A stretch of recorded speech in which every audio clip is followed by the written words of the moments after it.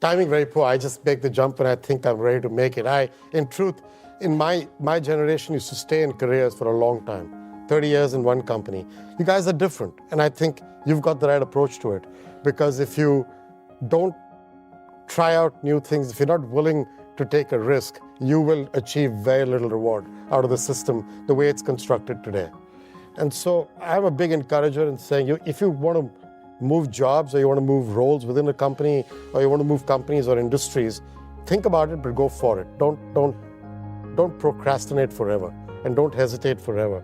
So timing in my case was more about when I felt that I had learned what I could, and I wanted to do something different. And my mind felt that I was reaching a point where I was stagnating. So the Pepsi thing is a different one. That is only 2 years because Pepsi decided to spin off its restaurant business, KFC, Pizza Hut, and Taco Bell. That's what I had joined to start in India. And I didn't want to work for a franchisee. I wanted to work for a large global organization, not for a local Indian franchisee. And so that was a decision that kind of came my way because of the nature of what Pepsi was going through. But both at Nestle and Citi, I kind of stuck it through, but I did many different things in each of the companies. I told you about Nestle, and at Citi I did everything from joining in marketing in India to running the region, Central Europe, Middle East, Africa, to coming to the US to run the lending businesses, then the consumer business. Then I became the chair of the global consumer business. Then I moved to Asia, as the dean was doing in his introduction. But I ran every one of the businesses in Asia through the financial crisis, actually. And then left and came here. And each time it's been something to do with my mind feeling that I had more to give and more to do, but maybe not where I was.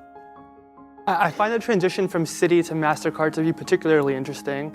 It was on the heels of the financial crisis, a bit later in your career. I imagine there's a lot of stability and kind of community that you had with the Citi group. Yeah, I knew everybody there. I was in there, that's true. Yeah. And still you made the choice to pick up and try something completely different. You know, at Citi, if I had stayed there, I was clearly being prepared to be the next CEO of the company. That was what the board had told me. That's what the CEO, Vikram, who came here to speak at one of these events actually, was the CEO at that time, and that's what he told me as well. And everybody told me that, and I didn't know that I wanted to be the CEO of a bank over the next 10 years. Because I think banking is going to be an industry where you're actually contracting and shrinking and dealing with an increasing regulatory environment rather than innovating and expanding and doing fun new things. And Mastercard had technology and data, and even though I didn't do technology when I was a young kid, I did in school, but not in college, I just love the space. I think I'm half a geek somewhere deep inside, and I enjoy the stuff, and I enjoy data, and I enjoy making connections, and I love globality, and it's got all that in it. And it's got this interesting mix of B2B and B2B2C, which I found really fascinating. So a lot worked for me in my head at that time, which allowed me to think about this company. And the second piece was that Mastercard's number of employees are relatively small. Citibank had 300,000 employees around when I was leaving. And at a point of time, 200,000 of them used to work for me. And it's impossible to make change with 200,000 people in your 3, 4, 5 year span. But if you've got 5,000, 2,000, 10,000, 15,000 people working for you, you can touch them, feel them, put your arms around them. They know who you are. They can understand you.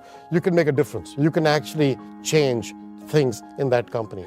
I was telling the dean when we were talking just a little while ago, when I joined Mastercard, we had 9% of our population was millennials. It's now 4.5 years later. We closed last year, 34% were millennials.